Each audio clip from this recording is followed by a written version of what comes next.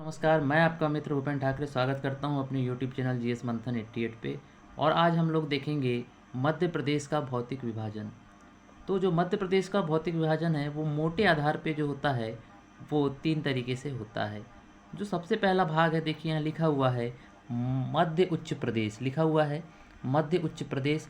दूसरा भाग आता है इसका सतपुड़ा मैकल श्रेणी, और तीसरा जो इसका भाग आता है वो आता है बघेलखंड का पठार। अब जो मध्य उच्च प्रदेश है वो पुनः 5 भागों में बढ़ता है। नंबर 1 पे लिखा है, देखिए मालवा का पठार। याद रखिएगा, ये मध्य प्रदेश की सबसे बड़ी भौतिक संरचना है, जिसका परसेंटेज हम लोग देखें तो 28.6% इसका है। दूसरा है नर्मदा सोन घाटी। नर्मदा सोन घाटी का जो परसेंटेज है वो 27.7% है। ठीक है। फिर जस्ट हम नीचे आते तो हमको देखिए यहाँ दिख रहा है मध्य भारत का पठार। इसका जो परसेंटेज है वो 10.6% है। उसके बाद में आता है नंबर 4 पे रीवा पन्ना का पठार, जो 10.3% है।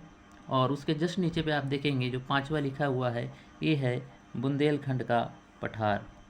ठीक है, जो 7.7% है। ठीक। उसके बाद हम थोड़ा सा ऊपर चलते हैं, देखिए यहाँ लिखा है दूसरा भाग इसका सतपुड़ा मैकल श्रेणी। ठीक। और ये परसेंटेज के हिसाब से देखिए यहाँ लिखा हुआ है 11%। कितना है ये? 11%, जो कि पुनः 3 भागों में बढ़ता है। असल में जो सतपुड़ा मैकल श्रेणी है ये कुल मिला के कितने भागों से मिलकर बनता है? याद रखिएगा, इसमें 3 श्रेणियाँ हैं। एक राजपीपला की श्रेणी है, दूसरी इसमें महादेव श्रेणी है, और तीसरी है इसमें मैकाल श्रेणी। इन तीनों को संयुक्त रूप से सतपुड़ा मैकाल श्रेणी भी कहा जाता है। याद रखिएगा, जो राजपीपला की जो श्रेणी है वो गुजरात और मध्य प्रदेश में मुख्य रूप से है। इसका विस्तार जो है वो कहाँ पर है? गुजरात और मध्य प्रदेश में। इसके बाद आता है महादेव। जो महादेव का जो विस्तार है, याद रखिएगा, महादेव का जो विस्तार है वो है कहाँ कहाँ? याद रखिएगा, एमपी और एमएच, मतलब मध्य प्रदेश और महाराष्ट्र। उसी तरीके से जो मैकाल श्रेणी है, जिसको हम मैकाल श्रेणी या मैकाल श्रेणी कहते हैं, उसका जो है मुख्य रूप से उसका जो विस्तार है वो छत्तीसगढ़ और मध्य प्रदेश में है। याद रखिएगा इसको। तो अगर हम बात करें, जो सतपुड़ा मैकल श्रेणी है वो 11% के आसपास पे ठहरती है। और सबसे लास्ट में यहाँ लिखा हुआ है, देखिए बघेलखंड का पठार, जो सबसे छोटी भौतिक संरचना है, जो महज कितने परसेंट है? 7% है। ठीक। इसी तरीके से जब हम कुछ फैक्ट देख लेते हैं मध्य प्रदेश की कुछ हम लोग चोटियाँ देख लेते हैं। मध्य प्रदेश की जो चोटी है, अगर हम लोग बात करें कि मध्य प्रदेश की जो सबसे ऊंची चोटी है वो है धूपगढ़। ठीक है, मध्य प्रदेश की सबसे ऊंची चोटी कौन सी है? धूपगढ़, जिसकी ऊंचाई है 1352 मीटर।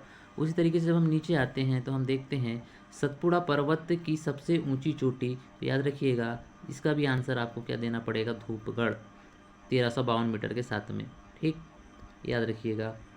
अगर आपसे पूछता है कि महादेव की सबसे ऊंची श्रेणी क्या है, तब भी आपका आंसर एक ही होगा, और वो होगा धूपगढ़, 1352 मीटर के साथ में। फिर देखिए लिखा है मैकाल श्रेणी की सबसे ऊंची चोटी ये है अमरकंटक, और अमरकंटक की जो ऊंचाई है वो 1048 मीटर है। उसके बाद आप नीचे देखोगे तो यहाँ लिखा हुआ है राजपीपला की श्रेणी।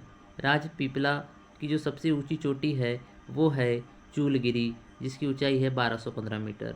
उसके बाद हम लोग नीचे देखते हैं, यहाँ लिखा हुआ है, देखिए बुंदेलखंड की सबसे ऊंची चोटी, और बुंदेलखंड की जो सबसे ऊंची चोटी है वो है सिद्ध बाबा, 1172 मीटर के साथ में। उसके बाद हम लोग फिर देखते हैं मालवा का पठार।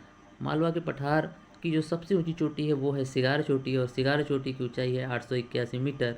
उसी के बाद में हम जस्ट नीचे आते हैं, और एक फैक्ट हमारे लिए बहुत महत्वपूर्ण है, विंध्याचल पर्वत की सबसे ऊंची चोटी है सद्भावना शिखर, या इसको गुडविल शिखर भी कहा जाता है, जो कि मुख्य रूप से इसका विस्तार दमोह जिले में है, और इसकी कुल जो ऊंचाई है वो है 752 मीटर। इसी तरीके से हम लोग देखते हैं, थोड़ा सा मैंने यहाँ मैप के माध्यम से आपको समझाना चाहा है, अब इसको समझिएगा।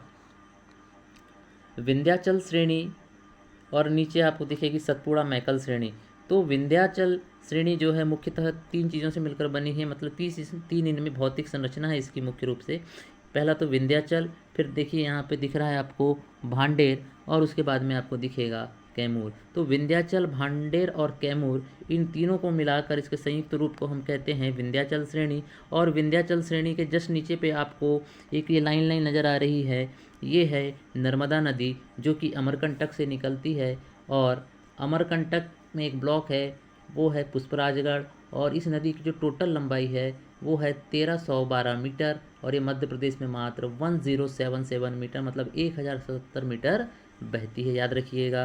तो विंध्याचल जो है नर्मदा के ऊपर है, और जब हम नर्मदा से नीचे आते हैं, नीचे आने का मतलब जब हम दक्षिण दिशा में आते हैं तो हमको मिलता है सतपुड़ा मैकल श्रेणी। और सतपुड़ा मैकल श्रेणी ये भी पुनः कितने भागों में बढ़ती है, 3 भागों में। और 3 भाग हमने ऊपर भी देख चुके हैं, राजपीपला, महादेव और मैकाल।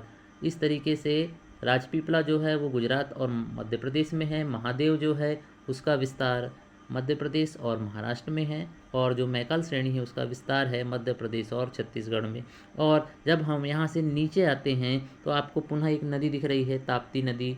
ठीक है, ताप्ती निकलती है कहाँ से, ये बैतूल के पास में मुल्ताई है, वहाँ से निकलती है ये नदी। और याद रखिएगा, नर्मदा और ताप्ती 2 ऐसी नदियाँ हैं जो एस्चुरी का निर्माण करती हैं, दोनों डेल्टा नहीं बनाते। ठीक है, और जब हम ताप्ती से नीचे आते हैं तो महाराष्ट्र में हमको फिर एक श्रेणी मिलती है जिसका नाम है अजंता की श्रेणी। याद रखिएगा, ताप्ती से नीचे फिर अजंता की श्रेणी हमको मिलती है। तो इस तरीके से ये आज का वीडियो रहा दोस्तों। आप मेरे वीडियो को प्लीज़ लाइक, शेयर, सब्सक्राइब और कमेंट ज़रूर करें, और वीडियो को अवश्य देखिएगा, आपको कुछ ना कुछ सीखने को ज़रूर मिलेगा। और अपने भाई, दोस्तों और मित्रों में मेरे वीडियो को ज़रूर शेयर करें। मिलते हैं नेक्स्ट वीडियो में। जय हिंद, जय भारत।